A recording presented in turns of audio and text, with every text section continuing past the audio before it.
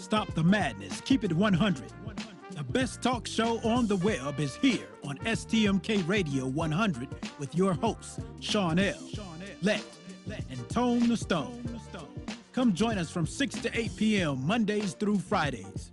Stop the madness. Keep it 100 with live call-ins, heated discussions about current events, politics, national news, weather, and sports. Join our live online chat room and let your opinion show. Download our phone app. Stop the madness. Keep it 100 on STMK Radio 100. Come join us from 6 to 8 p.m. Mondays through Fridays. The best talk show on the web is here on STMK Radio 100. Call us at 1-866-484-7865. That's 1-866-484-STMK. Stop the madness. Keep it 100. At the Table with Reverend Bill Miller on STMK Radio 100. Check out Reverend Bill Miller's Bible Study radio broadcast live on the new STMK Radio 100 at 8 p.m. Eastern Standard Time and 7 p.m. Central Standard Time. Please listen in and support him as he joins the realm of broadcasting to encourage believers and offer the comfort of God to others across the airwaves. At the Table with Reverend Bill Miller on STMK Radio 100. Also, feel free to contact him for prayer, counseling, and conversation at brobill9608@yahoo.com. That's BROBILL9608@yahoo.com. At the Table with Reverend Bill Miller on STMK Radio 100. STMK Radio 100. You're listening to Stop the Madness, Keep It 100 with your host, Sean L., Let, and Tone the Stone on STMK Radio 100.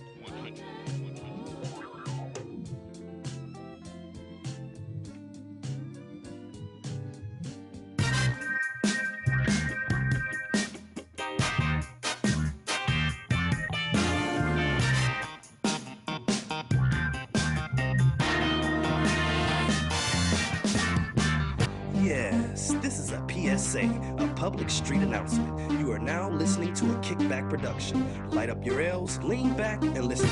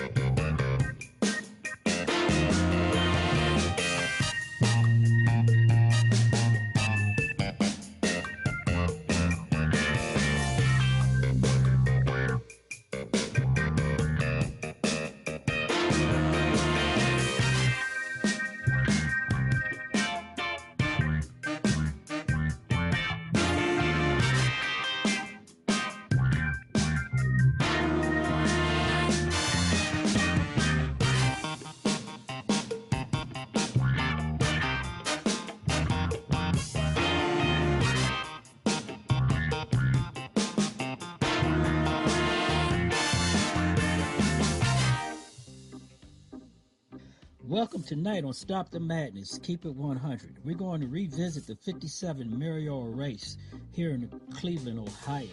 The deadline has came, and now we know the 9 candidates who wish to be your mayor. We will hear from some of them in their own words, and then we will go into the chat room with D Knows and find out what you are saying about the race. Eric J. Brewer, the number 1 contender, would tell you what he's going to do and what he's thinking about as he wants to be your mayor for the city of Cleveland. 21 declared, but there's only 9 in the fight to be the 57th mayor of the city of Cleveland. Brandon Krogowski, Frank G. Jackson, Jeffrey Johnson, Robert M. Kilo, Vermeer Lucy, Bill Patton, Zach Reed, Landry M. Simmons Jr., and Eric Jonathan Brewer. Councilman Reed, Eric Brewer, and State Rep Patton filed petitions to run for the Cleveland mayor by the deadline, among others seeking to oust Mayor Jackson. The nonpartisan primary is September 12th, and the general election is November 7th. 3 of the potential 9 mayoral candidates against Mayor Jackson are white in a highly segregated city, and history reveals that one of them could win the nonpartisan primary. 7 of the people who wants to be the next mayor of the city of Cleveland spoke at a forum Monday night to convince voters why they should be elected. Although current mayor Frank Jackson was missing from the group, a spokesperson for the Mayor Jackson campaign said he was not invited to the forum. More than 20 people are running to take his job, and 6 of the attendees were candidates at the forum. The top 5 candidates who will be given all the potential and views are Mayor Jackson, City Councilman Jeff Johnson, City Councilman Zach Reed, and former East Cleveland Mayor Eric Jonathan Brewer. Also, the long shot horse in the race, Bill Patton, State Representative. Tonight, you will hear from them in their own words, and the number 1 contender, Eric Jonathan Brewer, has a lot to say. In other news, before we go on, Mike DeWine refused to issue a ruling on whether Cleveland Councilman Jeff Johnson can run for mayor due to the expunged felony conviction. And Summit County Prosecutor Sherry B. Van Walsh will act as a special prosecutor in place of Cuyahoga County Prosecutor Michael O'Malley for a Board of Election hearings on the matter. One that the resources is saying is a frivolous and a witch hunt against a black councilman.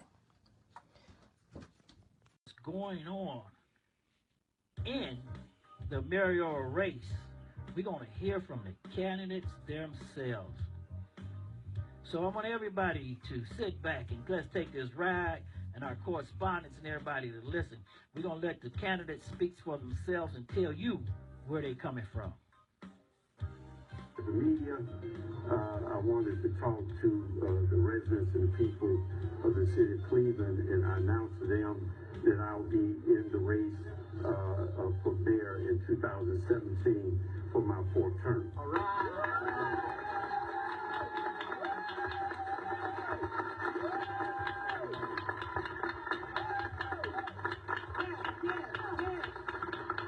I had said to them I was going back and forth as to whether or not I should run, and I created a ledger of why I shouldn't and then why I should. And on that ledger, there was probably about 5 pages of why I shouldn't, and only one thing on one page as to why I should. But I only have one reason for running, and that is the people you see behind me. And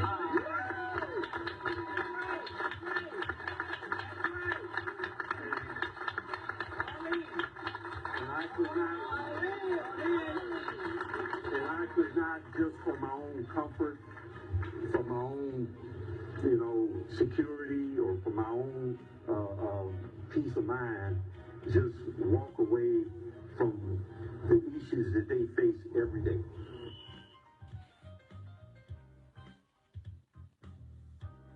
Citizens of the city of Cleveland, our cooperative efforts with the Department of Justice resulted in a comprehensive agreement for police that gives us the opportunity for real reform and a vision that goes beyond that agreement to provide our citizens with well-equipped and well-trained police division that has community policing as part of its DNA. That is real policing reform. Now we are a city of great ethnic and cultural diversity that works together to welcome everyone. The rebirth of Cleveland is evident as we look at Cleveland becoming becoming a destination for businesses, for new residents, for food, entertainment, and lifestyle. Cleveland is a city of movie making, the rock and roll. We put on the senior games, the gay games, and yes, this year's 2016 Republican National Convention.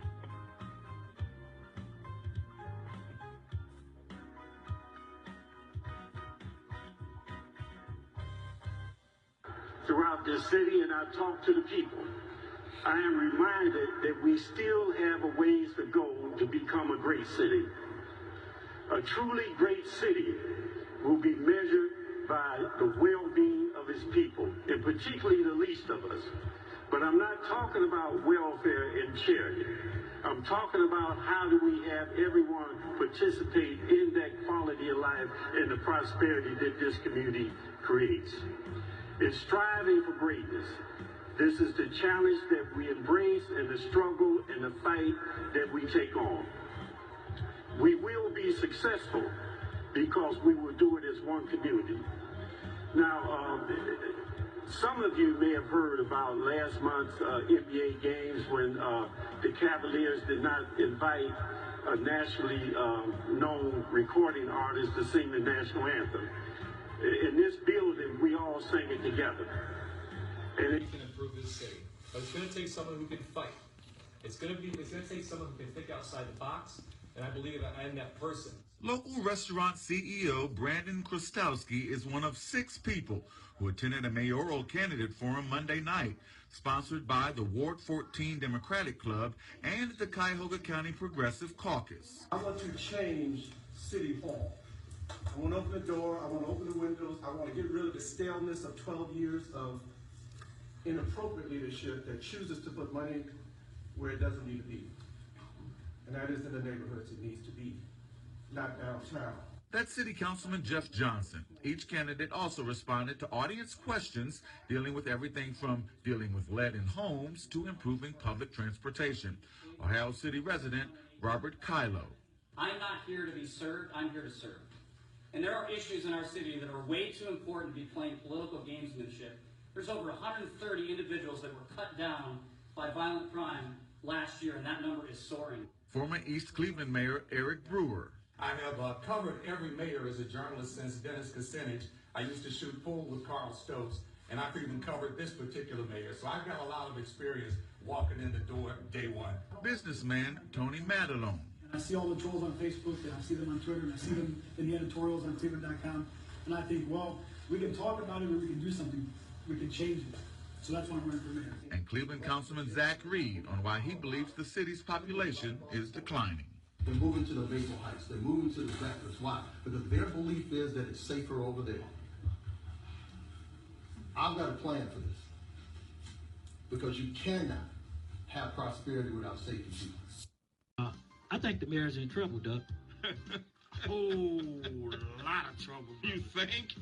Yeah, I think the mayor's in trouble right there. A whole lot of trouble. But before we even go there, his number one. Everybody say this is the number one contender. I think he's the number 4 contender. Number 1. Right, number 1 contender. This is Councilman Jeffrey Johnson, and this is what he had to say about announcing his candidacy. I'm running for mayor of Cleveland because it's all about, for me, the neighborhoods.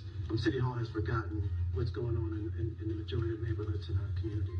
Increased violence, education issues, housing.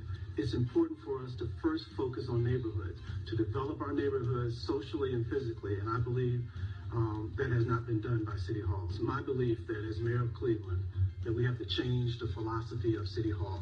We must focus neighborhoods first, and then everything else after that. Whether it's a neighborhood, residential neighborhood of downtown, Mount Pleasant, or Camps Corner, every neighborhood has needs and expectations that are not being met by City Hall.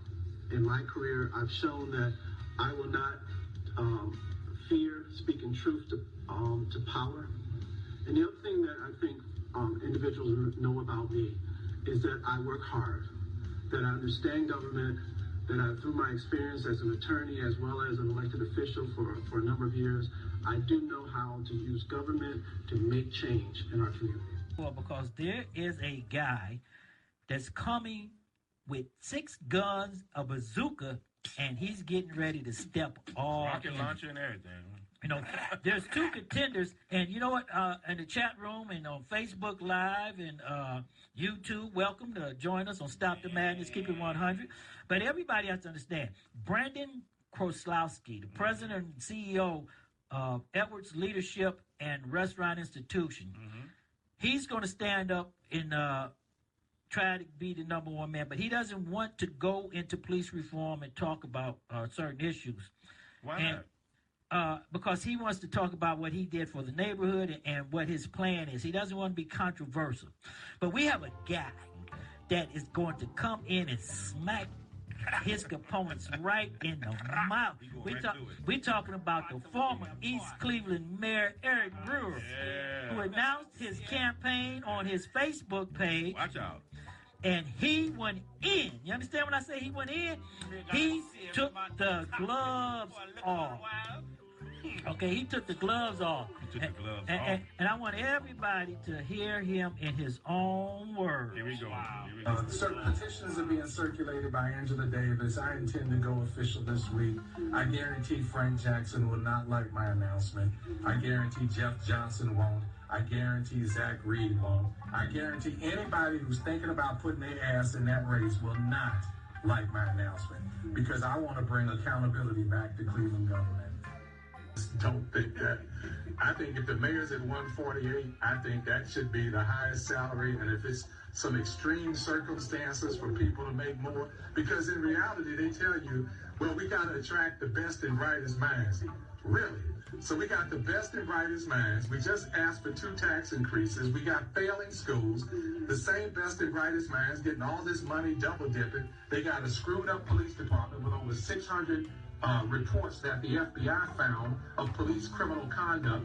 You know, you call this, this dump in East Cleveland is part of the best and brightest minds. Well, a couple of things. Tamir Rice's great-grandmother was my vice president of East Cleveland City Council, and that was Mildred Brewer. We both share the same last name, and when he was killed in the city of Cleveland by the 2 officers, it hurt me very personally. The second thing that happened was Timothy Russell and Melissa Williams, the 137-bullet slaughter behind Heritage Middle School. That was where my brothers and sisters went to middle school. It was next to a $62 million development at the McGregor Nursing Home.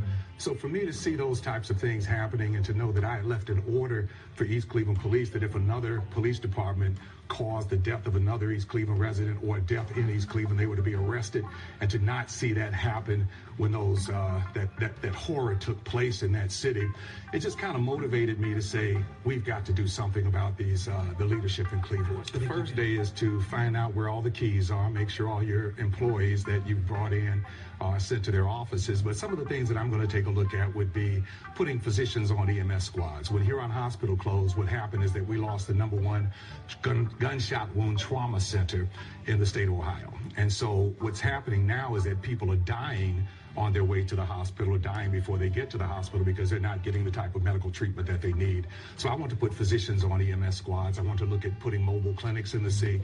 We have a lot of elderly people, mentally handicapped people who need help in their homes, and we just don't have that type of service here.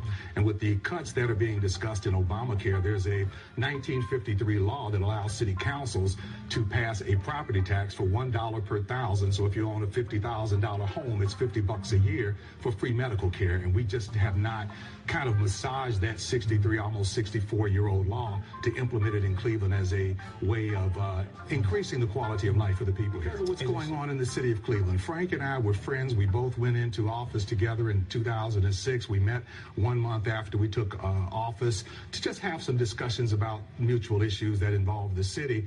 And the one thing that I saw in Frank at that time that seems to continue today is that he's not much of a reader. And so a lot of the problems that I see with the city, the police officers who've been committing crimes in the community being returned to their jobs instead of prosecuted, the way services are going in the neighborhoods, the lack of attention to people in the neighborhoods, the abandoned homes, the streets, the bus services in Cleveland, where my dad was a CTS driver. So we have more local services here. And so we just don't seem to have the attention to the services that people need. I think the biggest hurdle is that the media has not really covered in the past my administration in the city of East Cleveland. To know that I was the most successful mayor in the city's 30-year history of mayors. I'm the only mayor that over the past 30 years plus kept the city out of fiscal emergency for all 4 years. I cut crime 40 to 75%. I wrote the the neighborhood stabilization program grant that allowed for the $2.2 million to come in to knock down 150 homes. When I left East Cleveland, Huron Hospital was there. Huron, the apartment building across the street, terrace had been paved. All of the equipment was working, fire trucks, service truck, EMS trucks, 4,000 tons of salt was left in the garage, and we had 280 employees working full-time, not this abomination that's taking place that has cut the services in the community. So without the media having, over the last 12 years or so, covered my administration the way it should have been, I have to go out and explain that all over to people who might think and connect me to what's taking place. I think that what they'll understand from me is that I'll be a different type of mayor. Having been a journalist and an investigative journalist first, I'm literate. I know how to read. I read a lot. I read everything. And I think that in leadership, particularly in government, you have to go by your charter, your ordinances, the administrative code, the Ohio Revised Code, because that's what we in elected office decide or swear to uphold to in our oaths of office. So I want to make sure that we get back to governing the way the law requires Cleveland to be governed. I would say to them that if Huron Hospital had taken place, or they had talked about closing Huron Hospital when I was the mayor of East Cleveland, and we were actually talking about expanding it, there would have been a war to keep it from being closed. Now, do you want a mayor who's going to sit back and allow the hospital to be closed, or do you want a mayor who's going to fight to keep the hospital open? Do you want a mayor who's going to be passive about police misconduct, or do you want a mayor who's going to be aggressive about police misconduct and to demand that there is constitutional compliance in the police department? I think it's horrible that a black president had to send a black attorney general to a predominantly black city to tell a black mayor and a black police chief that their people were being terrorized by police officers under their supervision. And I think you have to have that kind of mindset to go in and fight for the people. So if you're abrasive and I'm ticking people off, it means I'm doing my job. For a high level of proficiency in everything I do. Shit, I look so good in drag, one of my opponents told someone I look better than his wife. Did you hear what I said? No. Did you say that? This man said shit. I look... No. Did you say that? Yes, he said shit. I look so good in drag, one of my opponents told someone I look better than his wife. And if that's the best you got, it ain't enough. Don't let my sexy ass and panties distract you from the political ass whooping this. I've already been prime time and handled that shit. Frank can't touch me. Johnson can't touch me. Reed can't touch me. Cleveland Ward 10 Councilman Jeff Johnson was cleared to continue his bid for the mayor after Summit County Prosecutor Sheriff B. Van Walsh, acting as a special prosecutor in place of Cuyahoga County Prosecutor Michael O'Malley, has issued a legal assessment in Johnson's favor relative to the complaint pending with the Cuyahoga County Board of Elections. The Cuyahoga County Board of Elections, upon Walsh's recommendation, voted unanimously to reject the challenge brought by Ed Diva, a suspended and former Stark County attorney, who stated that due to Jeff Johnson's conviction for bribery, he was not allowed to run by state law.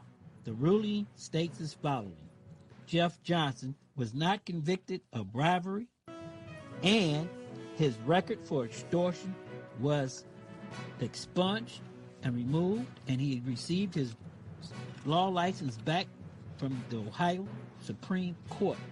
Therefore, Jeff Johnson does not have a conviction for bribery, and he is eligible to run under the state law. That news just came in. Let's get ready to go to D-Knows in the chat room. Hey, D-Knows, what's going on in the chat room? Tell us tonight what the word is and the scuttlebutt. And I need to know before we walk in there. I see all this smoke. Is the chat room on fire? Well, Chanel and Doug, the chat room is on fire. We have ATL, Tampa, Chocolate City, DC, Chicago, and LA. Facebook Live, YouTube Live, groups like the Sea of Blue Black Lives Matter, the NEO 134, Bernie or Bust, and the Union Service Union. And they're letting their opinions show. And here are some from the chat room. Black Lives Matter 303. Of the brothers who are running, and you can be sure a brother will win this race, Bill Patman is the only one not touched by scandal. I need not recite the sins of Frank Jackson, Zach Reed, or Jeff Johnson, as they are well known, and there is enough in the public record without dragging up anything else. Jay Cutney 8. I don't think Frank Jackson is worried about the election since his competition is mostly drunken fools and convicted felons. Evan Samuel 8. Malcolm already gave us the blueprint 50 years ago. Why haven't we done this already? And words to remember from the chat room. Real Deal 2020. Black Lives Matter? If that's true, then someone should tell that to black folks. And that begins with the leadership in Cleveland and taking a stand against black-on-black crime, an active zero-tolerance stand. Where is Taxon Jackson? Where is I'll have another for the road Reed? Where is I'm smart, but I got caught Johnson? Cleveland to Chutchke. Frank Jackson is cracking beyond belief, and aptly so. The truth is that while Zach Reed has blemishes, he's a better choice than a guy who looks like he's been sleeping in the same suit since the day he was selected for city council. Dirtbag Frank should be evicted from his chair. Convict Johnson shouldn't be granted any time of day, neither. Hoodrat 88. Of course Johnson is pimping the dirt bike track issue. Johnson is a political opportunist.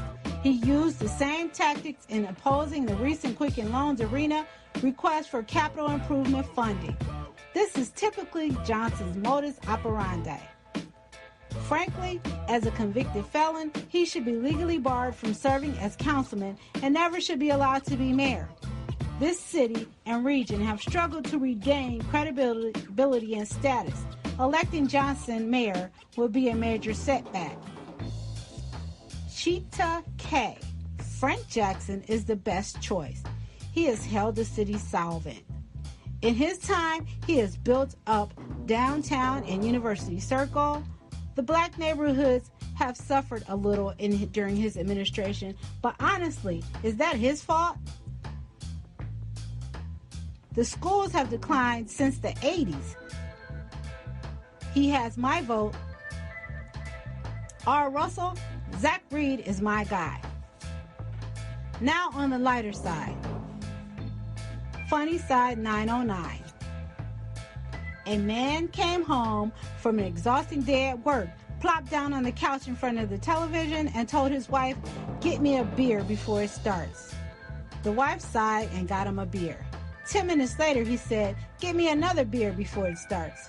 She looked cross, but fetched another beer and slammed it down next to him. He finished that beer and a few minutes later said, "Quick, get me another beer. It's going to start any minute." The wife was furious. "Is that all you're going to do tonight? Drink beer and sit in front of that TV? You're nothing but a lazy, drunken, fat slob." And furthermore, the man sighed and said, "It started." And this is what's happening in the chat room with D's Nose.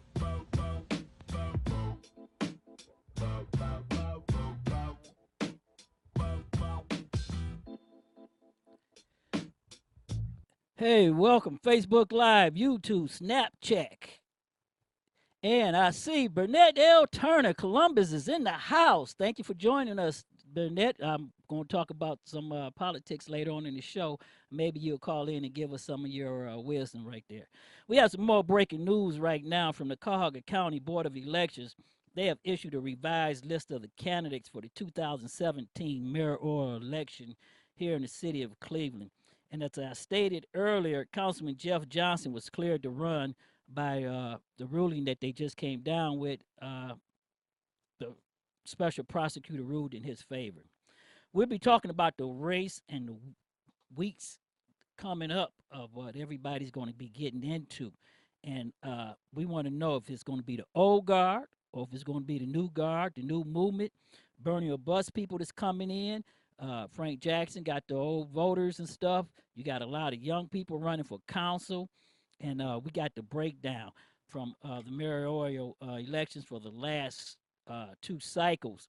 Mayor Jackson is very popular among the voters. In 2009, he won 77% of the vote. 2013, he won 66.6%. But that's the problem right there, because out of 390,000 people in 2009, only 59,000 people voted. 59,000, and that's shocking. That's why the city of Cleveland is in the position it's in right now, and the condition it's in, because the community has failed to come out and do their job and vote. Okay, in 2013, the last election, it was a little bit better, but it wasn't that better. Only 79,000 came out of 390,000 people. Now the polls for the general election says that maybe 90,000 people may come out in November, but for the primary election, only about 55,000 people will show up. August 12th, early voting starts. Get out, get to the polls. No matter who you vote for, get out and get to the polls. Take this very serious, folks. They're cutting the SNAP program. They're changing your health care. They're breaking down housing vouchers. Section 8 is being cut. They are ripping down houses and moving people out of the neighborhoods. If you don't get out and vote and stop this, they're going to put another $78 million downtown in the queue and forget about the neighborhoods. The crime is up. We got to get out and vote. So we're going to break it down right here. And let's break it down to who's what and what everybody's talking about. Former East Cleveland Mayor Eric J. Brewer and former nonprofit executive Robert Kelo and interpreter and restaurant enterprise guy Tony Madelon, they had some problems in the beginning. They had to go back and get more signatures, but they wouldn't got those signatures, and now their name is on the list to compete against Mayor Frank Jackson. At this time, uh, at this time, Mayor Jackson is the front runner, but there's 8 names appearing on the ballot to challenge Mayor Jackson for his job. So that means there's 8 people running against Mayor Jackson, and this is going to break up the whole council race. The other 5 are Councilman Jeff Johnson, Brandon Kosowski, State Rep Bill Patton, Councilman Zach Reed, and a Shaw High Cardinal, an alumni brother of mine, Dardrone Smith. So everybody remember that name, because maybe we need to put a cardinal in there and straighten this stuff out. Now the race is changing daily, and it's going to come down to who can get some votes on the west side. And I'm going to break this down for you and talk about the west side. Now, everybody should know Cleveland is one of the most segregated cities there is. And after going to 3 town hall meetings, the Ward 14th Democrat Forum, and sitting down with some of the most proper people and hardworking people, black, white, Puerto Rican here in the city, it may be that Frank Jackson may be in trouble. You heard me say that earlier in the show with Doug Million, that Frank Jackson may be in trouble. I also went and sat down with one of the most powerful and legendary politicians in Cuyahoga County. And everybody should know who it is. In his old age, he knows everybody that's in the race, so he doesn't want to be put out there front. So I promised him that I would just say GF and wouldn't mention him or put him out there. But he broke down the whole political race for me and what's going to happen and what we need to look for. And it clears a point here that everybody has to understand. There is no clear winner here, okay? With the city being separated into different races and neighborhoods and ethnic backgrounds all living together, anyone can take the 57 mayoral race. Even Eric Jonathan Brewer, who he says the number one contender, is the number one contender. All of them has high names. They have records you can go back and look at. They have history.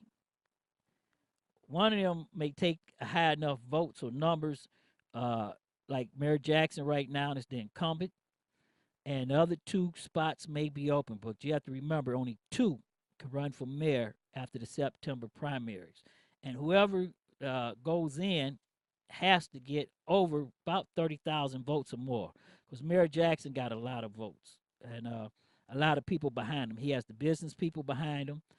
Uh, when I told you earlier that the city of Cleveland is very segregated, you have to realize there are three white candidates running for mayor.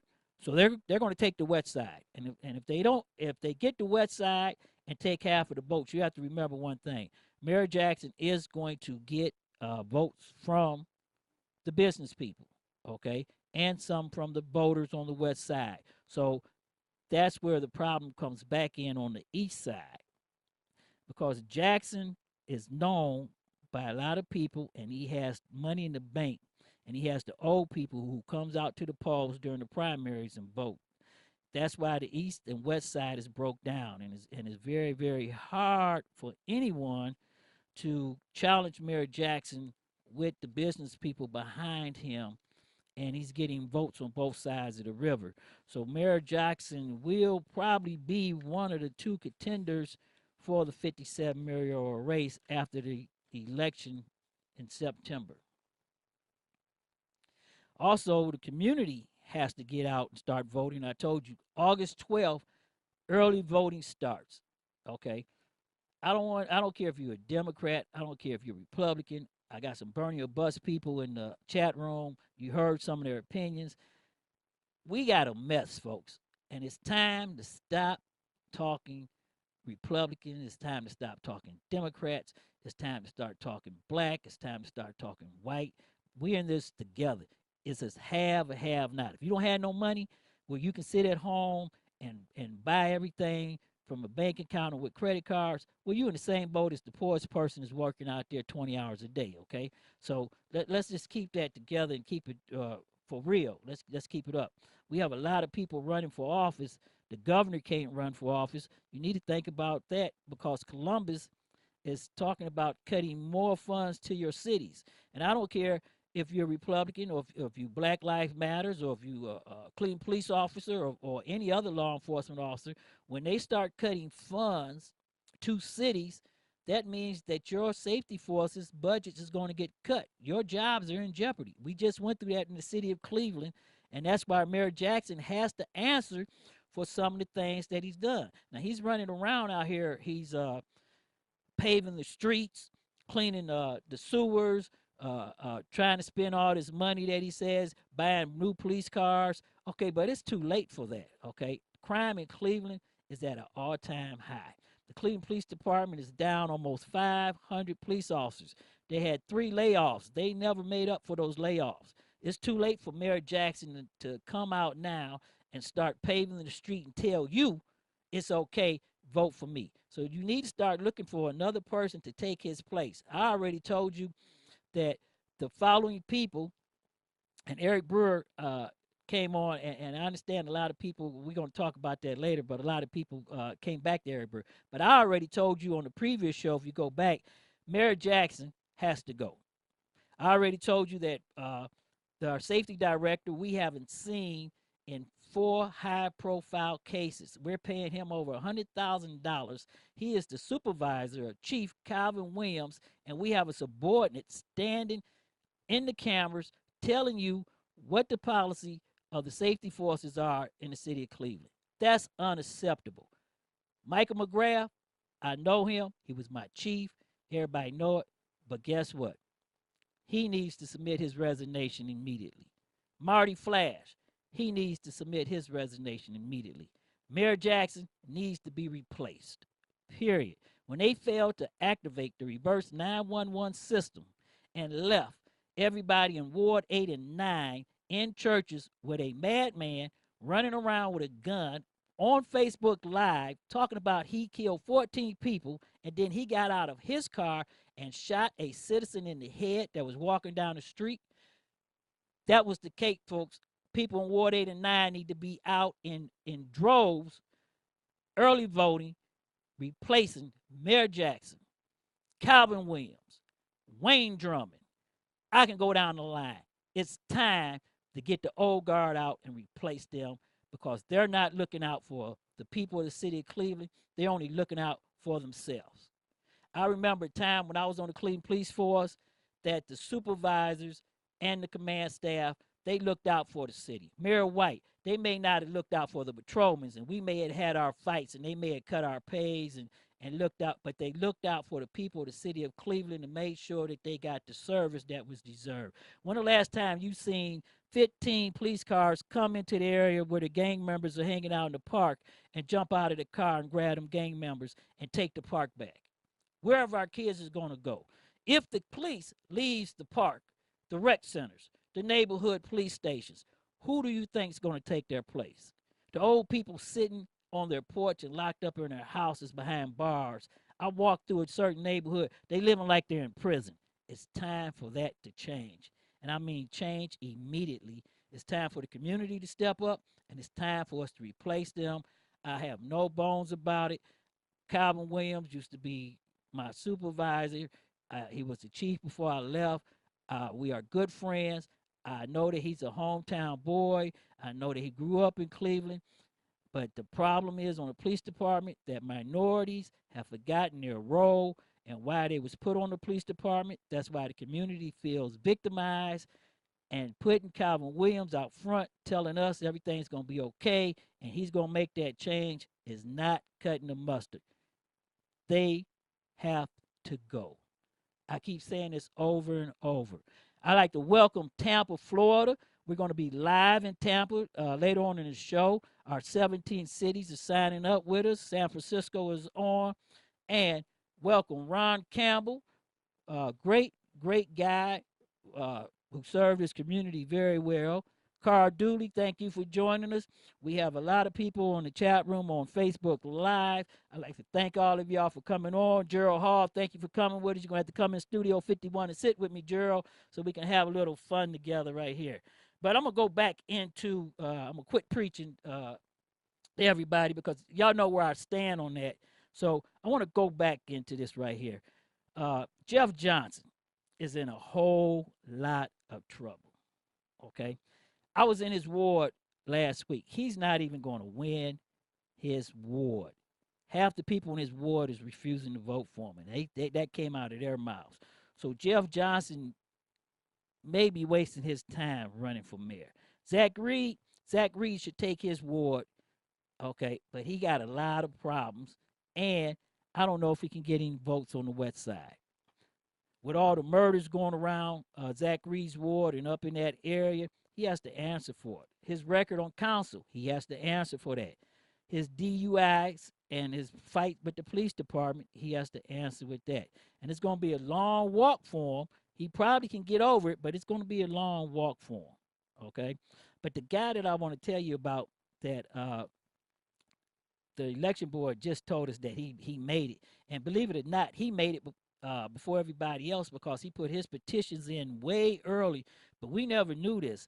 Tyrone W. Smith, a former economics student at Cleveland State University who studied business management at Cuyahoga Community College. He's unknown, but he's a young guy. He's a graduate from Shaw High School, my alumni brother. He was born and raised in the city of Cleveland. There's a lot of young people registering right now and is coming out to vote. And maybe give him a look. We might need a change and a person who wants to make that change and wants to work for once and for all for the community.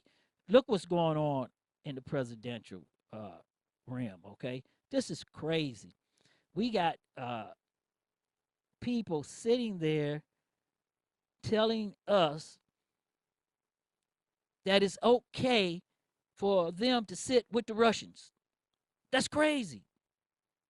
You know what I mean? Patton's probably rolling over in his grave. It is crazy.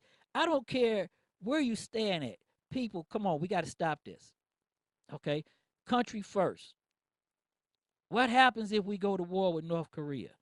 You think China, 1 million Chinese are going to sit on the sideline? Go back and do your history. We was fighting Chinese people in the North Korean War. Go back and learn your history. I keep telling everybody, people who fail to learn their history or to study history is doomed to repeat it. Who's going to go fight that war for you? Look what happened in the Iraq war, Afghanistan. We've been in Afghanistan going on 16 years, and we're no closer to ending that war than it was the day we walked in there. Iran getting ready to get nuclear weapons. Come on, people, we got to stop this craziness. We got to start standing back, one, because guess what? If we do go to war, these kids who feels that the police department and the community has left them and forgot them, they're not going to go to war for you. Okay? They're not going. Okay? So you have to understand how what we're going to do. Keep sending guys over to do 6 tours. We're going to have to arrest them, put police officers on the plane, put them on the plane, and dump them off over there. They're not going voluntarily. You need to really, really look at that. Eric Jonathan Brewer, you heard him earlier in his own words, and he said some hot things there. And as being a law enforcement officer, some of the things he said I don't agree with. Some of the things he's going with. Now, Eric Jonathan Brewer has a good chance. He has 4 groups following him. And people, I want to say this to you. Do not overestimate what Eric Jonathan Brewer can do. He's not one to be played with. He's not one to be overlooked with. He has a following, and his following is tough. He has a young following. He has the Black Lives Matter following. He has the service unions following. He has the marijuana rights following. He has a lot of people listening to what he say. He say it the hard way. He says it a confrontational way. That's why the debates is going to be very, very good, because he's going to force all 9 of those people running for office. He's going to force them to talk the issues. That's what he's going to do. You heard Eric Jonathan Brewer earlier. He's going to force them to talk the issues, and he's not going to hold his tongue. We have some young people that's running for council that really, really need to be looked at. We had them on the show last time. I know that we are a national internet radio show. Our Cleveland market is only 1%, but they came on. Darn Sheffley, he came on. He's running against councilman, young guy, very bright. Give him a look.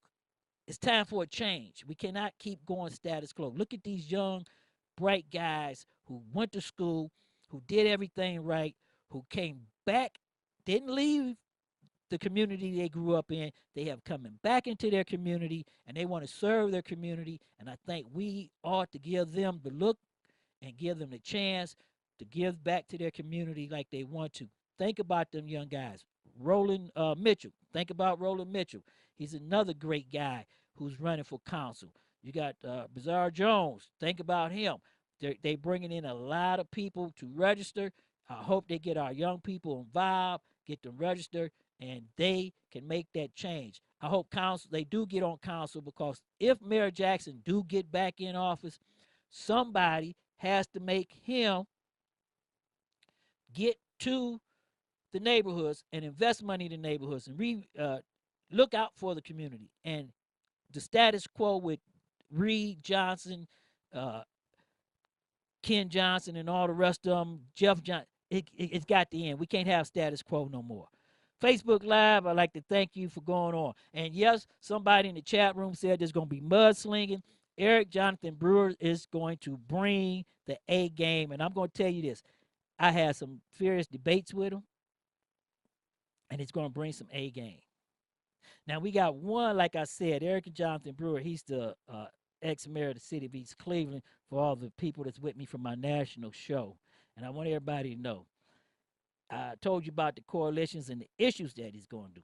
And he is promising people right now, and I'm going to tell the police department this, if you think Eric Jonathan Brewer is joking and doesn't mean what he says, he's promising everybody right now that he's going to do massive, straight police reform. And his police reform is hardcore. He's talking about holding officers accountable for any wrongdoing they do. And he's talking about having a special prosecutor charge that officer and fire them under the civil service rules. they're talking about removing. I just had the platform here. Where's that paper at? Okay, here it go right here. They're talking about removing binding arbitration out of the contracts. He's promising voters that day one, when he walks into office, day one, he's going to put Steve Loomis in his place. The Cleveland Police Patrolman Association has placed the Cleveland police officers in a bad position. I'm going to say it as being a retired member of the community is looking at Steve Loomis and the federal election and what took place there. They're looking at all the high-profile cases. Hopefully, they would not hold the city of Cleveland and the police officers responsible for something that a private organization did. They do not understand that the Cleveland Police Patrolman Association is a private organization. They look at it as the men and women of the Cleveland Police Department, and that is something that cannot be separated. Okay, so the men and women in the Cleveland Police Department are going to have to come out into the community while they're serving it and let them know that certain views of officers are not their views, and certain views of an organization is not their views. You're going to have to really look at it that way and go that way. Now, there's a long shot horse that I want to talk about. Hey, Barb Shepard, thank you for joining us. North Homestead is in the house. Tampa is going to be live with us after the top of the hour with D-Nose and everything, and we may be going to San Francisco live. Facebook Live is with us. YouTube Live is also with us. But there's a guy that entered the race that really nobody knew he was getting in the race, but they know him very well, and that's State Rep Bill Patton. He used to be a councilman here in the city of Cleveland for 12 years. He challenged Mayor Jackson in the 2009 race, and Mayor Jackson beat him by 40,000 some votes, capturing more than 77% of the vote. So I don't know how tough that is for Patton, but I'm going to say this. Patton is a safe choice for the people on the west side. He's not hardcore. He's not going to come in and burn the house down. He's not going to make massive changes. So he's safe for them, and he's well known on the east side, because the east side is going to be broke up to 5 different parts right here, okay? And everybody has to understand this, just like the presidential race was with Donald Trump, when you got 9 people in the race, everybody's taking a part of it, and here goes somebody sitting back on the end, and they win with maybe 10,000 votes, okay? But this is just the primary, so there is a chance to make a correction if the wrong person do win. Now, after sitting down with the most powerful politician in Cuyahoga County history, he reminded me that he could have been mayor if it wasn't for the west side. So I'm going to had to repeat that. But first, the vote on the east side, as I just said, is going to be split into 5 parts. With all the young people running and Nita Turner taking over Bernie Sanders' coalition coming back into the city, it's going to be a game changer at the vote time. The west side, for the second time in history, may dictate who your mayor is going to be in the 57 mayoral race. I was reminded when I was at the town hall of Zach Reed's coming in saying that he had a plan, but nobody knows his plan. Jeff Johnson was talking about his plan, but everybody has to understand that the mayoral race is going to stop on 4 issues, okay? And those 4 issues are East Cleveland.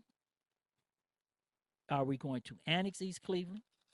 Are we going to allow East Cleveland to exist as a city and try to help them make it?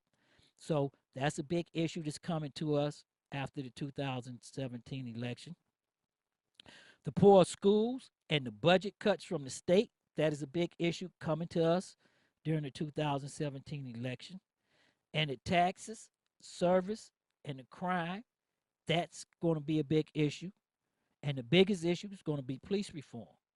That's coming to the table, folks, and you have to realize that it's going to be coming very, very soon. Eric Jonathan Brewer made some statements. If you didn't hear him last time, when he was talking about the high-profile police cases. You need to go back and look at his platform and really understand where he's coming from. Because out of the 9 people that are running for the mayor in the 57 mayoral election, I think that Bill Patton and Frank Jackson will be the first 2 that's going to be running for mayor out of that.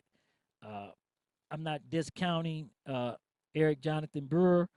I know that everybody's waiting for the debates, and if he does good in debates and he take it to Mayor Jackson and put Mayor Jackson on the front street, he will probably be running against Mayor Jackson, and he has a 60% chance of becoming the 57th mayor in the city of Cleveland. So don't overlook him coming in like that at all.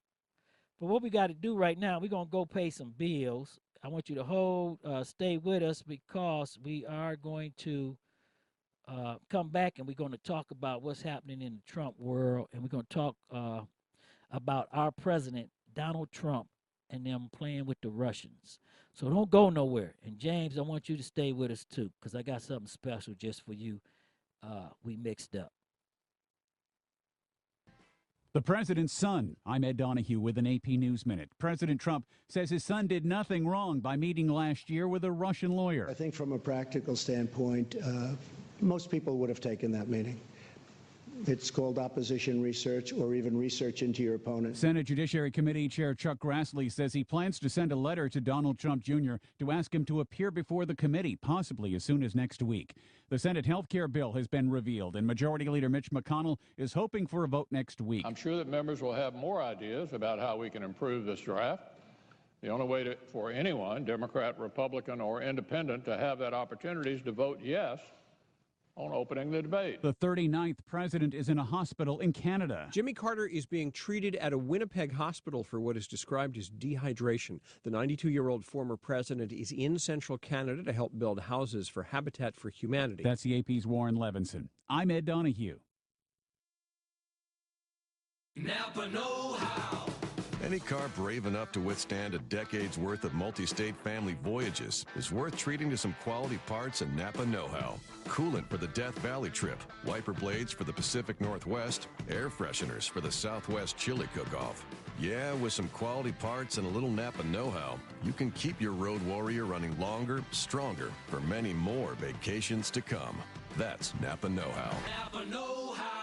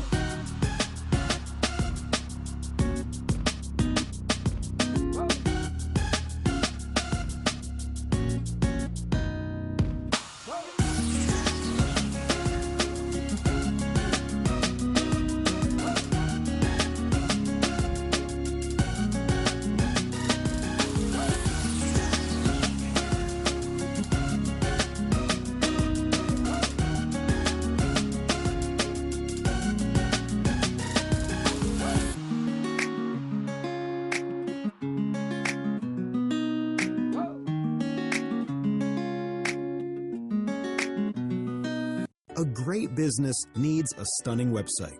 And with Wix.com, you can do it all by yourself. Wix.com makes it easy to look amazing online, no matter what type of business you're in. Show off your images in a beautiful gallery.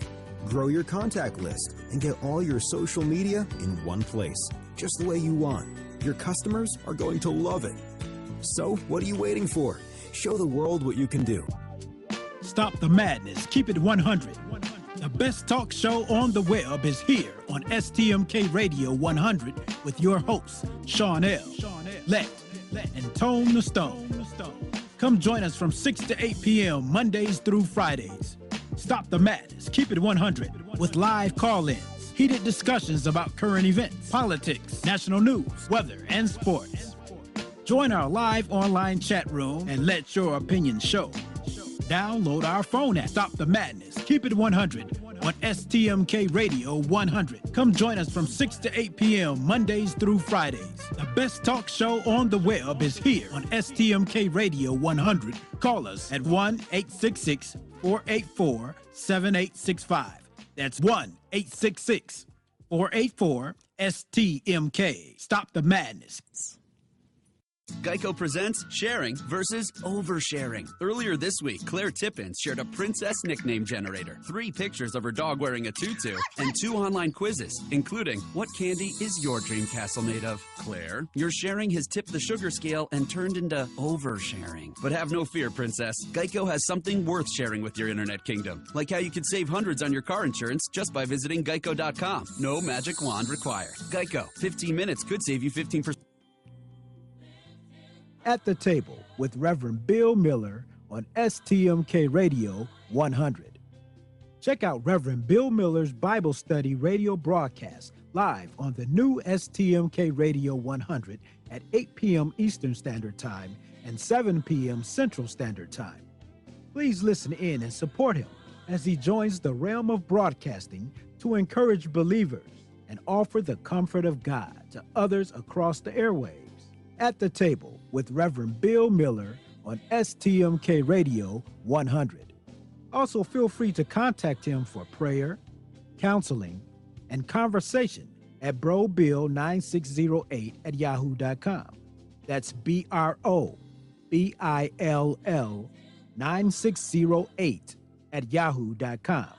At the Table with Reverend Bill Miller on STMK Radio 100. STMK Radio 100.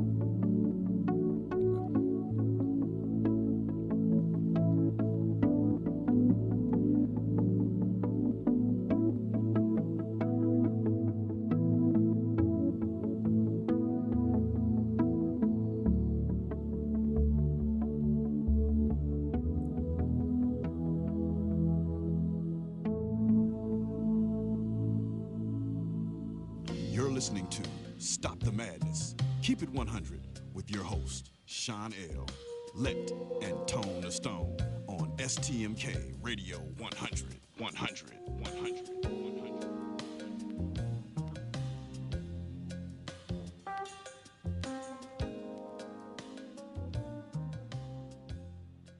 Welcome back with us right now. And in Studio 51, we have Tone the Stone. And on the phone with us, we have our correspondent, Sex Man. Sex Man, what's up with you? Oh, man, we're glad to have you, brother. We're glad to have you. I understand. We just did our thing about the mayoral election, the 57 mayoral election. I understand that you had an interview with one of the candidates. So tell us about what he was talking about. Well, Sean, is Doug in the studio? No, Doug left us. He had to leave early, but he left us, and we got Tone Stone in his place with us. Sax man, what's going on? I didn't know you was on the phone. I was gonna ask if I remember last time y'all was having some words. I thought you might have put him down or something like that. I thought that's why he wasn't here. No, I didn't put him down. There's some things I did want to say to him. Okay, he must have got a heads up, so he dodging you right Yeah, now. he got a heads up, but you know how that is. So, Sax man, tell us what Mr. Brewer had to say about that. Well, Mr. Brewer was very candid by saying how he's going to come into the city and change a lot of mistakes that the city is going through right now, as far as changing the police, as far as doing police reform.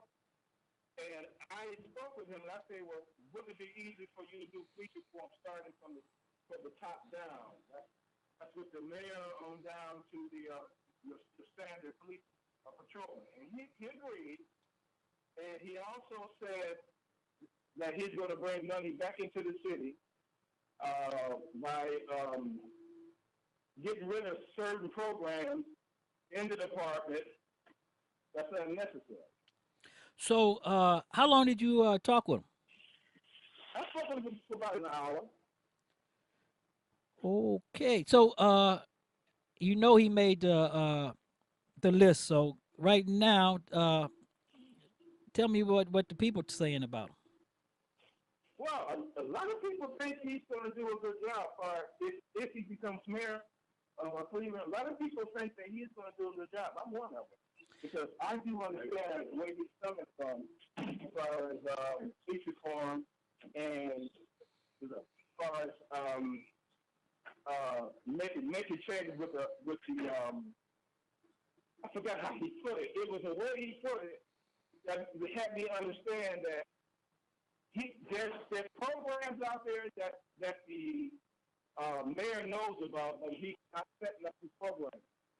These programs are put in place to help the taxpayer. Okay. And he named 2 programs. He said, go look them up. I can Google them, whatever. And these programs are in place to help the citizens of Cleveland. He said the mayor is not doing it. So for some reason, he hasn't applied for these programs. There's educational programs. There's housing programs. Those programs like that brings in money to the city, and it helps with the taxpayer. So he said he's going to implement a lot of these programs that is being overlooked by the current administration. Okay, so Tone Stone, you hear that? We're talking about the number 1 contender, Eric Jonathan Brewer, right He there. is the number 1, right? He is the number 1, correct? Yeah, he's number 1 contender right now because I think he's going to take it to the mayor. You know, we did show 8 on him. And Eric, you need to come on in the Studio 51 and have a sit down with us because we got 120 minutes we want to devote especially to you so you can come on back.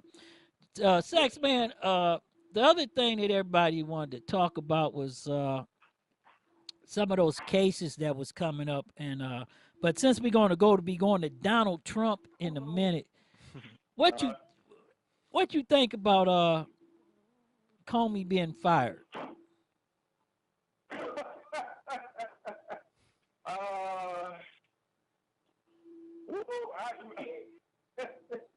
really can't touch on that much. I mean, really do my homework on that. But far as his administration, I think they should be focusing on his children. Because his children right now, his daughter, his sons, and all that, they making money while they're in the White House right now with Trump. Oh yeah. Oh yeah, we really know that. They're making a lot of money, and they're doing it off their father. And their father right now is not being presidential. Right now, he's being a joke. Well, you know, since y'all brought this up, you know what's crazy to me? Like every day, it's a new headline in the news. Is this thing that Donald Trump did, is it legal or is it not? Experts weigh in. Or is this thing his children did legal or is it not? I mean, so it just reinforces one of my beliefs that it's all a game. Like either it's illegal or it's not. You know, a lot of it is. But this is something D.L. Hughley said. I'm a quote. D.L. Hughley said, had Obama, when he was president, doing the things that Donald Trump is doing he'd right be now, out already and he'd be locked up. He would be out of office. Exactly. But they're allowing Donald Trump to do what he's doing. For why? I don't know why. I haven't figured it out why they're allowing this man to go around and disrespect everybody, make this country look so terrible. Mm-hmm. I can't understand how he's getting away with it. They get mad at Obama because he came up with a plan, a health plan that was working, and they got angry at it.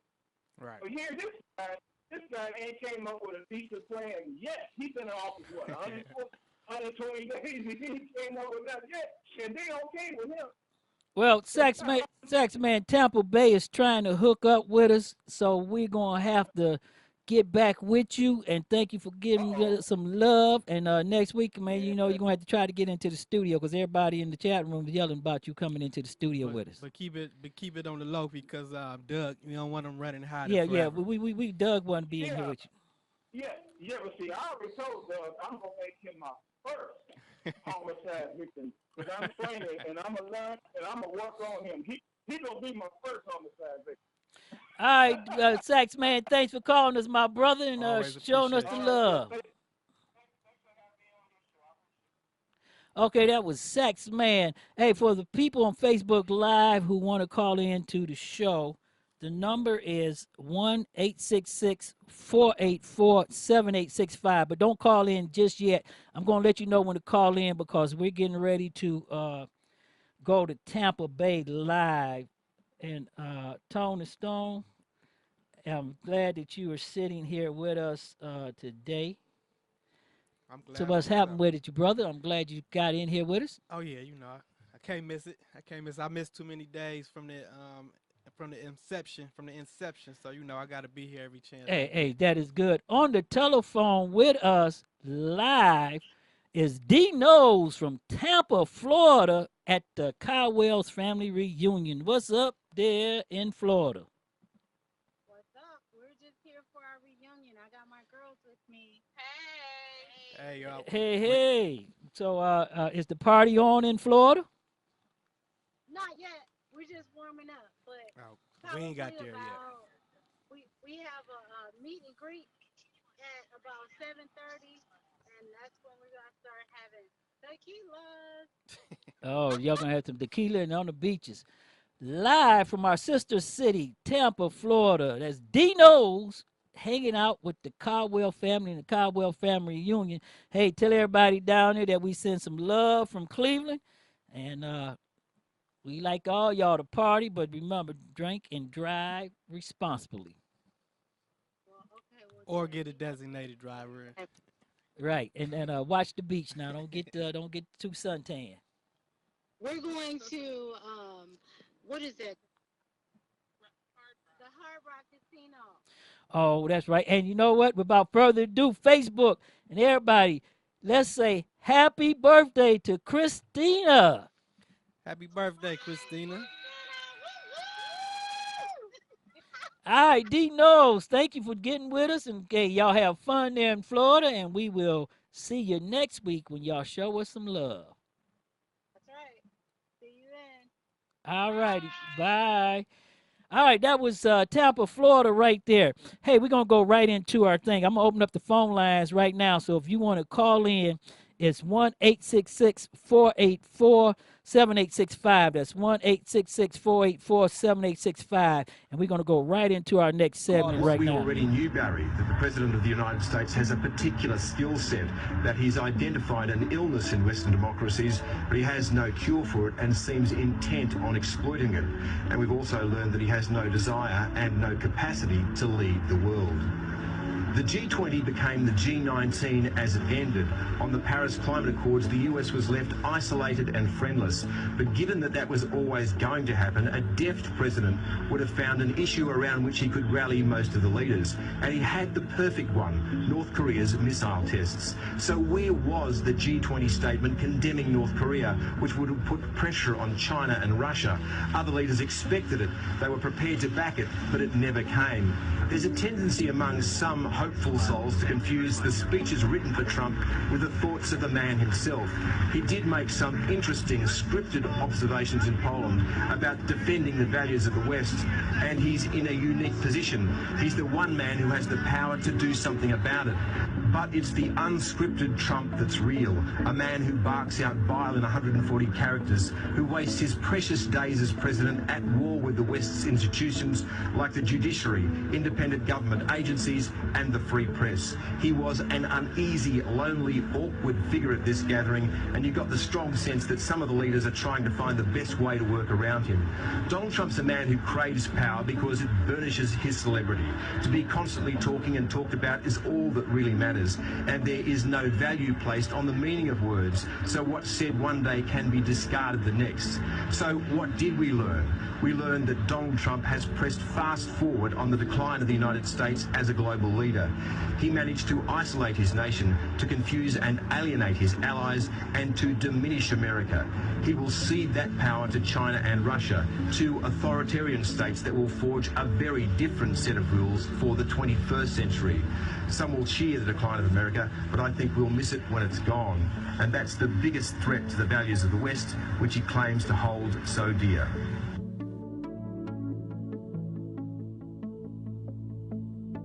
In Trump's world, I don't know what to say, Doug.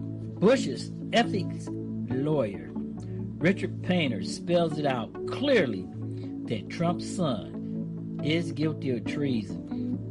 And now all the mess is over with. All the lies they told, everything at this point in time, the American people know that the Trump administration was lying to them. They said no one in the campaign or the administration had any contact with the Russians, and now we know that's a lie. We got the emails, and it has blown wide open. Listen to Richard Painter as he explains to us what we can expect and what's going on.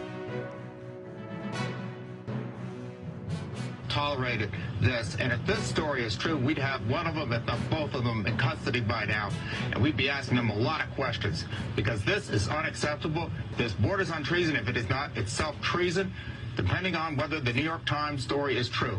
But this is a very, very serious situation. We should not treat this lightly, and the fact it was a 10-minute meeting is irrelevant. You can accomplish a lot by way of damaging your own country, assisting an adversary in espionage inside the United States in 10 minutes, and we need to make sure this never happens again. Governments, and they've been trying to do this to us. He would have called the FBI if he'd been acting responsibly, but instead he goes to the meeting, and he brings along to the meeting, apparently, Jared Kushner, and Mr. Manafort, the campaign manager. So we've got the top three people, the top brass of a political campaign at a meeting, and we're supposed to believe that nothing happened? Yet. That's my answer to that. Well, first of all, we're told that the Russians didn't deliver the goods at this meeting, but we know that the Russians delivered the goods big time by November. We are now learning for the first time contacts between not only people in the campaign, but the very top people in the campaign and Russian agents. And to criminally prosecute someone, yes, you do need to show mens rea, some intent on their part to commit the crime at the time of the crime. If they knew that the Russians had obtained information illegally about Secretary Clinton by hacking computers, by engaging in espionage inside the United States, it would be a crime for them to meet with the Russians and participate in that conspiracy. As Professor Butler pointed out, it is also a crime to accept contributions in kind as well as in dollars or rubles or whatever from a foreign government or a foreign national of any sort. And this was clearly assistance from the Russian government being offered at the Trump campaign. It needed to be reported to the FBI. I am very concerned about this, and I do not buy the story that President Trump at the time didn't know about it. It's his own son. It's his own campaign manager. It's his son-in-law, all three of them in the room with a Russian agent. And they appear to me to be violating the law. It's a very, very serious situation. And the White House is not taking this seriously at all. I think we have a lot more to learn about this over the coming weeks. It says a thing of value, which can be money or a service like opposition research.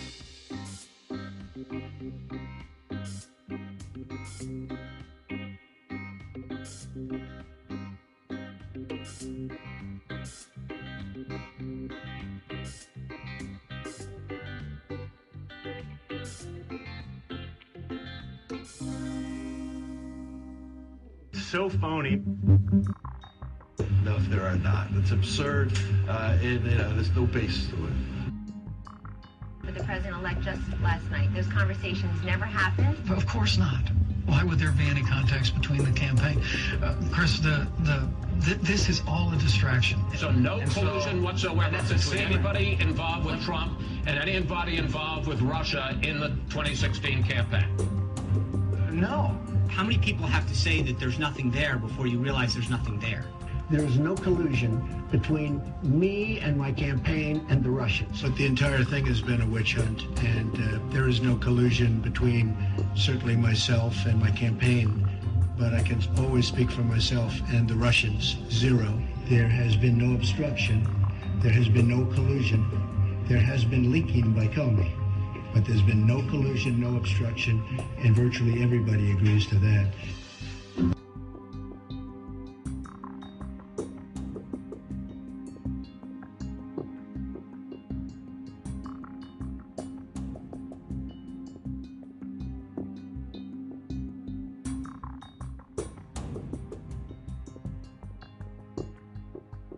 They say, oh, Trump, what do I have to do with it? I have nothing to do with Russia, folks, okay? What we already knew. And on the phone with us from Cleveland, Ohio, we have James. James, welcome and Stop the Madness. Keep it 100. Thank you for showing us some love. Come on in and tell us what you want to say today. Well, you know, I had to take some Thorazine to keep myself calm after young Donald put it out there. Actually, he did the country a great favor exposing the lie. The lie that, and I have all the videos of all the denials and of in contact with Russia from Trump, his son-in-law, his daughter, you name it, whoever's involved with that campaign, denied. And now all of a sudden, young Donald, he's a good young lad as far as I'm concerned at this moment in time, has confessed, and it is a confession. I'm surprised the FBI isn't knocking on doors right now, taking everybody into custody for the lies that they have perpetrated on the citizens of this great country. Not only that, you have to look at the emails. That's espionage. Okay, let's get past campaign finance laws.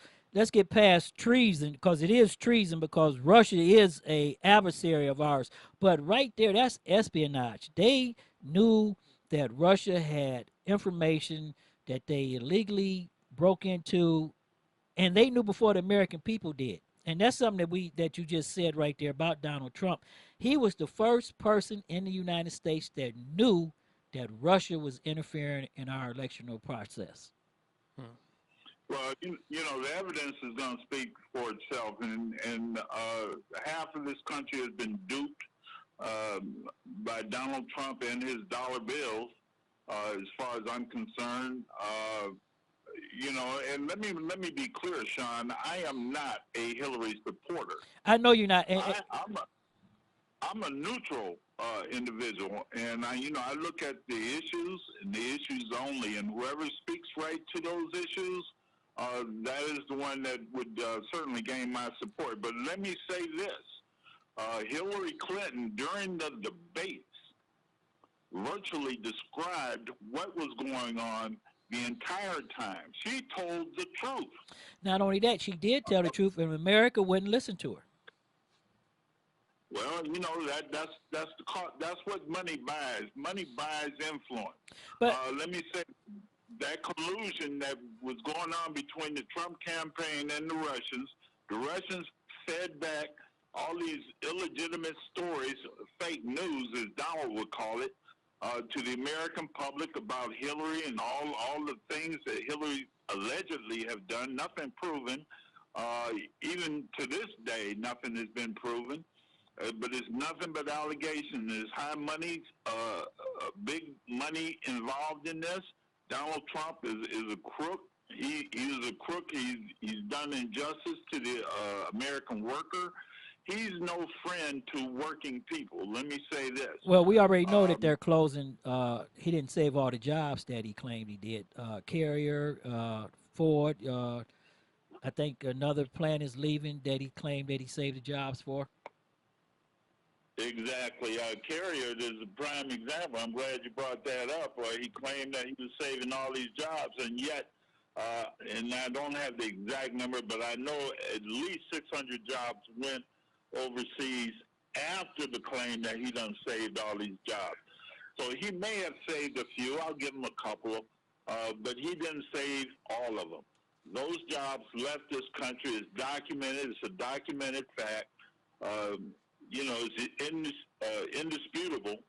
So, you know, on that note, you know, it was a lie. Everything that comes out of this man's mouth is misinformation, it's lies. He's turned the American public, and this is what no president in the history of this country has ever done, was to create such a division and mistrust of the press. We depend on the media to provide us information. Some of the information may or may not be true. I give them that. But the American press seeks the truth. That's their job. They have done this for years. This is their business. Well, we would if we wouldn't have heard, not to cut you off, but if we wouldn't listen to the press right now, if it wasn't for the press, we wouldn't know what's going on right now. Because they broke the news and they stayed on it. And matter of fact, they forced Don Jr.'s hand. You know, the clandestine organizations of the United States, and we're talking about the CIA, the FBI, every last agency explained to Trump, the American public, that Russia interfered with this election. And yet this man continues to hop into bed with our enemies as if our own, you know, I'm getting upset at this point. Our own clandestine organizations are just nothing but liars. If you don't say what Donald Trump wants to hear, it's fake, it's not right. But and I just don't support him at all. But James, let me say this: is it more Donald Trump, or is it the people who are putting their morals aside, allowing this to happen? Lindsey Graham and everybody who knows it's wrong, but due to the fact they're in this party, they don't want to stand up. I think it goes more to the people who are allowing this tragedy to happen than to the person who's committing it. Because, Sean, you're absolutely right. I mean, you know, you can't do something if you're not empowered to do it. You're absolutely correct. But they bend down to this man as if he is some sort of messiah, which is beyond my comprehension. You know, Obama wasn't even perfect. Well, Obama had a good heart. He did the right thing. He did things that what he believed in. Donald Trump is doing whatever he can for the money. But let's go back to this again, because they're allowing the ethic laws to be overlooked. Okay, and these are the people that we put in power. Okay, so the Congress, the House, they're supposed to be the oversight and the balances and the checks and balances on the president.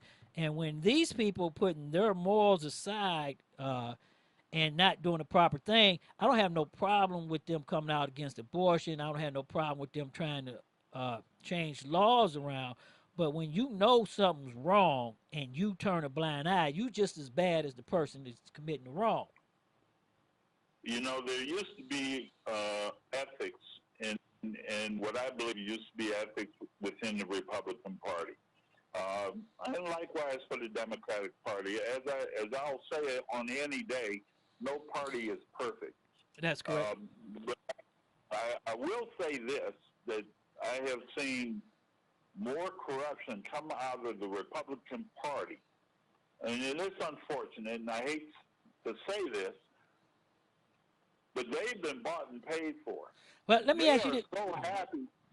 They are so happy that they're in power. They'll do anything to maintain that power. Well, not only that, they're so happy they get a chance to wipe the 44th president off the books. That goes back to the next question from the chat room, and I'm glad you're in with us.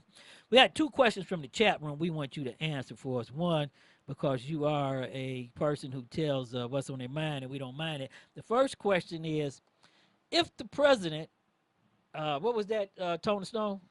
Oh, well, going back to I guess the nature of these offenses, against him and his staff and his family.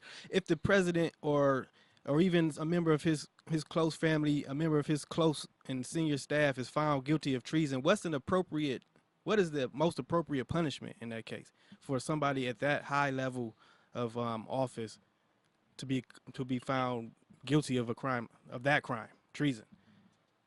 You know, I'm a very opinionated person, and that would be a legal question. I think that's a constitutional question. Mm-hmm. My take would be certainly prison time would be in order. A traitor to this nation is a traitor to this nation. There's no buying your way out of this. But, and I'm certain. Go ahead. No, you know what, James? I don't mean to cut you off, but I want to go back, World War II, when a young man got scared and dropped his rifle and ran off, and he was a deserter, they executed him. Okay? So I think that if it's shown, and I'm going to say this, I don't have a problem because the name of the show is Stop the Madness, Keep It 100. Welcome, Paul Sugar, off of Facebook Live. I'm going to say this. If Donald Trump Jr., who is the one that got his hands caught in the fire, has committed espionage. And remember the two espionage spies in the 50s, what they did to them. I think that they should give him a death sentence and let Congress vote whether they hang him or not. I think he should get a fair trial followed by a first-class hanging. I think it should definitely be an option. I'm not going to disagree with you at all. Certainly, as I see it, if it's good enough for our military, those who betray our country in the military, if death is a option, then it should be an option, especially for the most powerful position in this country. I wouldn't stand in the way. Matter of fact, I'd probably donate $10 and $15 towards that end. Because you have to look at this, and we played that earlier. And the reason we played that piece earlier, the Trump administration denied over 20-some times that there were no talks with the American people. And this is what I want the American people to understand, especially the people that's listening to me on internet radio and everything. I am a progressive, straightforward talk show, okay? And we are chat room based. But let me say this. This man, who's the president, told you 100 times, nobody from his campaign, none of his sons, none of him, or the vice president, nobody. Now, if you can't believe the vice president and the president, okay, then who you going to believe? Talk to anybody, and here it is, his son talking to the Russians, committing treason, getting information, and they tell him on the lie that he says that he didn't know who he was talking to or what they wanted to talk about. He knew it, explained it out right in the email, and I guarantee you Trump didn't want that email to come out. But this is the thing I wanted to say right here, James, and I want you to come back to me on, is that when they found out that the New York Times was going to do a story on the emails, Trump and his staff was on Air Force One making up the comeback of why this happened, why this meeting took place. Why did they lie knowing that the New York Times had the material? Well, all I can say, son, is they're idiots. They're not as smart as they think they are. Right, because this is the game that can't shoot straight, because the New York Times had the emails, told Donald Trump they had the. So why would you lie and say it was about adoptions? Okay. Well, maybe Don Sr. didn't know to the extent how much information Junior had handed over. Well, but James, let me say this: the CIA, the NSA, and the FBI, and Donald Trump knows, because he is the head of all this. He can get all this, and all you got to do is ask for it. Okay. He knows everything that they know already. What everything everybody did. They know what phone calls was made. They know what was said. They already know. They just don't tell us because it's classified, but they already know. The senators already know. I did a show. You remember a show about 4 weeks back, 8 weeks back? We had the guy from Nance was on here, the ex-CIA Navy officers. And remember, he kept saying at the end of this, somebody's going to jail, and he see indictments. Well, they already know what's said.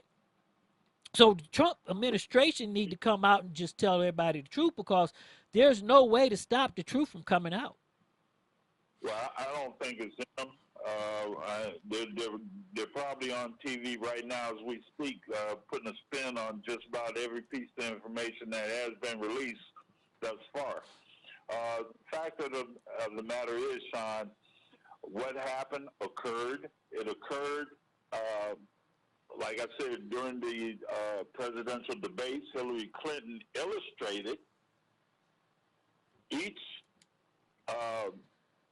offense Donald Trump had done at that time, at that moment in time. Puppet, remember Puppet. It has come to pass that she was telling the truth, and they still want to go after her emails. Well, now I'm really interested in young Donald's emails, and including Donald Trump's emails. Well, I got right here. I got Facebook Live. I got one of my Republican friends who are deep in the Republican Party sent me right here the Republican talking points. Okay, and when you watch the talk shows tonight, watch them go right to this talking point, because this is what they're told to say. The first thing they are told to say is to go back on Ukraine, trying to give Hillary info, because in their mind, if they say Barack Obama or Hillary Clinton, their base automatically shoots around and disregards whatever else is said. Okay, so they're going to mention Barack Obama, Hillary Clinton, and Ukraine. They're going to come back and talk about Hillary Clinton emails. They're going to also come back and talk about Barack Obama illegal Benghazi excursions, and then they're going to come back and talk about Susan Rice. So tonight, while you're watching all the talk shows, when you see the Republican person getting ready to get up and talk, that's what he's going to pivot to. And they're going to pivot back to that in fake news. But the thing of it is it's not fake news no more, because Donald Trump's own son, who is a party to the espionage, gave you the emails. If any of what they claim Barack Obama or Hillary or whomever else did, and it was proven, I would be as adamant as I am with how I feel about Donald Trump. Well, no one is above the law. That's correct. And like we said last show, but James, like we said last show, you have to understand that Hillary was the worst candidate to put forward, and she caused her own problems. Okay. Well, at the onset, I wasn't a Hillary fan. Let me be clear. I'm not a Democrat, nor am I a Republican. What I am is an independent thinking American that can see through the crap that goes on within the political circles of this country. It's unfortunate. It's unfortunate that the United States and its government has digressed to the level it has. It is the worst I've ever seen in the history of this nation. Well, we got a lot of people to blame, and we're going to start off with the 47% of the American people who did not even think it was important enough to go out and cast a vote. And then we're going to talk about the other 5 million people who got upset and did a protest vote for a third party. Now you understand that elections have consequences, and the consequences are dire. You look at what Ben Carson is doing, cutting housing vouchers. You look at the Secretary of Health throwing 22 million people off of medical. You look at what's his name, Rick Perry. He doesn't even know that he's in charge of the nuclear weapons. I mean, this is comical. You can't even make this stuff up. Well, Sean, this is the state of affairs that I believe this country right now is in a state of emergency, and we don't know it. The American people need to really wake up and really pay attention to the issues because it does affect each and every one of us. We worry about what the guy next door is doing. We need to stop that. We need to find common ground, find the common good of what this country is really about. Well, when we go around starting to put ID cards on whether you're Muslim or whether you're Jewish or whether you're Buddhist, that is ridiculous. That is not America. It never has been, and nor shall it ever be. And I agree with that. And the second thing I wanted to ask you, were you with us earlier when we did the 57 mayoral election thing with all the people running for mayor for the city of Cleveland? Well, Sean, ironically, I was downtown the day Frank Jackson had went to the Board of Elections and I guess turned in his paperwork, to get on the ballot. Right. And just yesterday, I believe, or Tuesday, I believe it was, there was a female, and I cannot remember her name. I guess she was down there appealing. She had also went down the file for the mayoral to be a candidate, and there was some dispute about what time she walked through the door. And clearly, like the clocks within the building, the Board of Elections, they all have different times, as I later found out. I wish I could remember her name. I did speak with her, and you have to forgive me because I am getting a little bit older, and I can't remember as well as that. But she, Sean, I'll have to get back to you on that one. I cannot remember her name. Well, James, we thank you right now for joining us, showing us some love. Next, give us a call back and come on back in with us and rap with us. And, we're going to keep on pushing and we're going to keep on exposing the wrongdoing and we're going to get our people back out and we're going to make them responsible voters and get our democracy back the way it is. Hey, we appreciate you for showing Stop the Madness, Keep It 100. Some love, my brother. And thank you for calling. And thank you for calling, and we want to hear from you again. It was really interesting listening to you. Okay, no doubt. You guys enjoy your evening. You too. Now, right there, you listen to our callers come in. That's James from Cleveland. Hey, that brother has a lot to say, and he keep it real. But Tone, I want to say this. No matter what side you're on, like he said, this whole Russia-Trump thing, you got to admit that Donald Trump Jr.'s email is a game changer. Yeah, but I mean, it's no surprise. I mean, like it's what have they been calling it, a smoking gun? Yeah, because it's after all these months, after all this time of denial and lies, and trying to brush it off, now you have something that pretty much opens up the door to what everybody already knew or believed in the first place. I'm thinking to myself, Jameson on the phone, that or it might have been you who said the guy, the ex CIA agent or whatever said it's a matter, somebody's going to jail. It's a matter of time. I'm just wondering what's taking it so long. Like, you know, if all the evidence is, if everybody already knows this information is already there, what's the holdup? You know, it's like a game. Like I said earlier, it's a game, and they play. Well, we know what the holdup is. You got the mouse watching the hen house. Okay, well, that's okay. Why you think Comey's gone? Okay, well, that's what I'm saying. Like, so who's allowing this?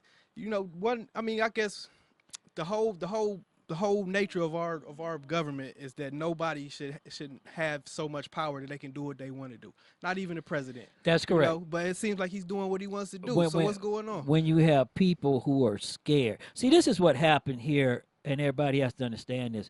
47% of America stayed home. 53% voted. 25.6% went to Hillary. Sean, I get all that, but you got the people, the rest of the people in government who are not everybody's on his team. So there's opposition. There's opposition. So somebody's got to be doing something. Like, wait a minute, let me tell you this: when you give the kids the keys to the car and they burn the house down and they got everything, they got the House, they got the Senate, they got the courts. Come on, man. You gave them all this power. They're not going to give up that power like that. He inherited the $1 billion fortune. He was the poor kid from the street sleeping in the alleyway who inherited the $1 billion fortune. Now he can do whatever he want to do, huh? If you, I mean, you know, for, you know, as a metaphor.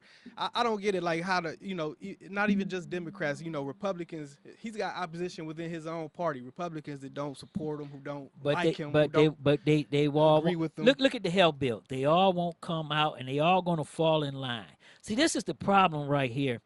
Followers. You can't be a follower, okay? You have to understand that undercutting the position that is being shown of the President of the United States, we are not even being followed on the national stage no more, okay? So when we're not being followed on the national stage, who's going to take our place? You know what? I mean, when you say we're not being followed, I think we are, but it's less of a prestigious following, or you know, people looking to us with prestige and admiration, and other leaders from other places around the world are now laughing at us, or not taking us serious. That's correct. Or looking at us like, hey, what's going on over there? You know, this most powerful nation in the world is now a minstrel show or whatever you want to call it. Because you know, earlier when we did the 57 mirror thing, we went with that, and everybody was talking about Eric Brewer. This Trump thing is really going to test everybody's morals, okay? And I'm going to say this. I don't care what group you're in, okay? It's going to test your morals. And as I told you, the Republicans' talking points that the guy sent me, I'm sitting here tonight when you're watching the shows, turn on the show so you can see soon as one of them get up, what they are told to say. Okay, and watch that. He's going to pivot to Ukraine. They're going to go to Hillary's emails. They're going to go Barack Obama thing.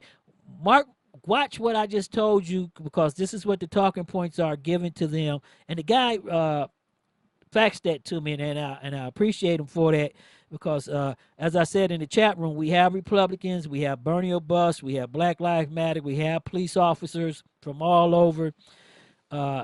You know, Tone, it's been a wild day. But the 5 things I want everybody to understand about the Don emails, okay? The questions that need to be asked. And this is the question that goes back to Watergate. And here go the 5 biggest unanswered questions. Question 1 is, what did Donald Trump know and when did he know it? Question 2, why were Kushner and Manifold, the son-in-law who's in federal government, and the campaign manager included in that meeting? Okay, so you had the top 3 people there. You had the oldest son, the son-in-law, who by now could be facing 15 years in jail. And before you go any further, nothing that they do or got going on, Donald Trump knows about all of that. Thank you. Thank you. So if you believe Donald Trump don't know, I'm going to sell you some land down in Florida, because you know Donald Trump know. And I want to go back past that. Did similar contacts continue in the future? Well, we already know they didn't report, 7 meetings. We know that his son-in-law met with the Russian banker. Then he met with the ambassador. Okay, what was those meetings about? Then he asked for a backdoor channel so he can talk backdoor through the Russian embassy so America couldn't hear. So there's some very serious charges there, okay? And everybody wants to know this question, and this is the question everybody should be asking right now. How did Russia get the lady into America? She didn't have a visa, and if they renewed her visa, how did she get back here? And what laws Donald Trump broke? Okay, we already forget the campaign laws. And they want you to look for the campaign laws. Anybody talking about campaign laws? We passed campaign laws.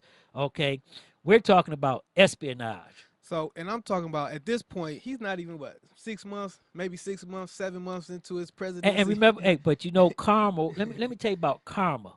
Karma has a way, as Malcolm X said, as the roosters has a way of coming home. Okay, remember he said Hillary president would be tied up. Presidency would be tied up with nothing but investigations, and she'd be in court for her whole president. Right. Look what's happening to him. Right. Okay. Exactly.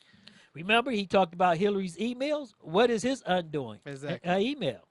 But my point is, so not even a full year into his first term, you know, how much longer before, you know, there's serious, the process of impeachment, if not criminal charges, court proceedings. Well, you know what? I don't think they can get him for, I'm going to say this. I don't think they can get him for impeachment proceedings right now unless they can tie him into something. So we got to get his taxes, okay?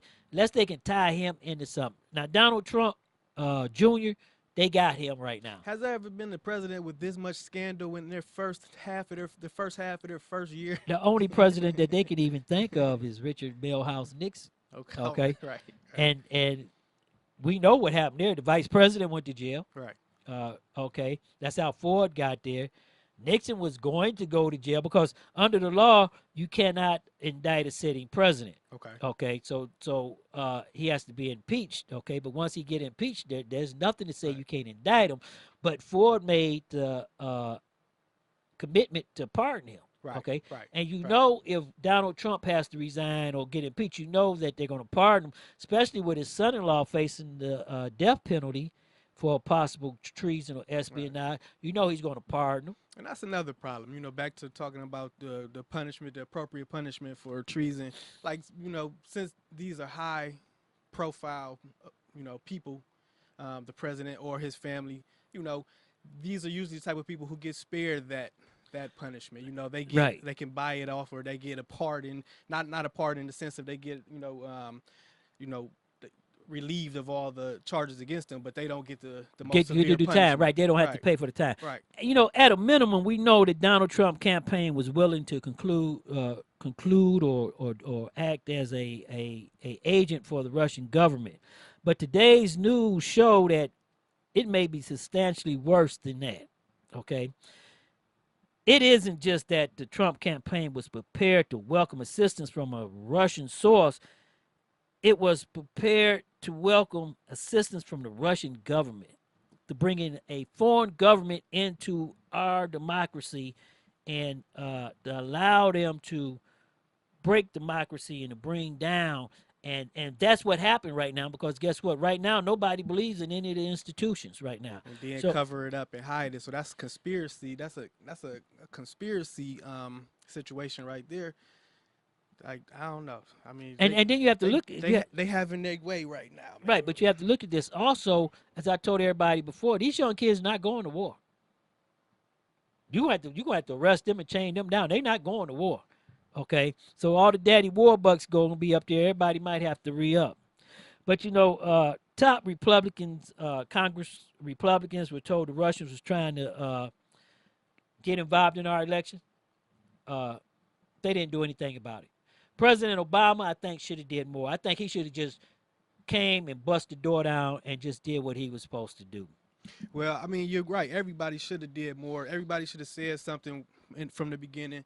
But, you know, it's the people who who had all of this, who were privy to all this information, like you said, who already had the emails and the phone calls and all this stuff.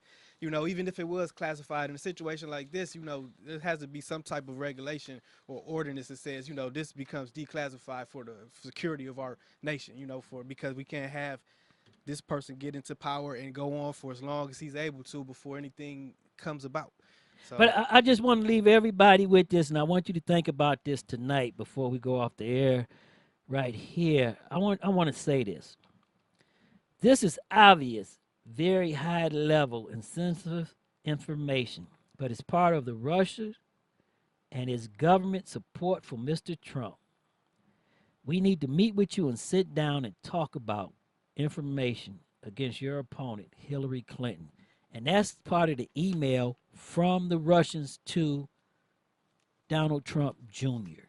So therefore, everybody, it's not fake news. The Russian was involved in messing with our election. But, well, Tone the Stone. Nah, they having a good laugh on us. So all we can do is stay cool. For the regular citizens, we stay cool, remain on the under. They can't even hear me no more. Get that cake cause you spit that way. They may love you tomorrow when they hate you today. But yo, that's the way the story goes. So I was told, following the rainbow down the yellow brick road. But you believe at the end ain't no pie to go. Just some platinum beats from the Cleveland streets. Well, Tone, go ahead and tell the people what you were saying before you got cut off there.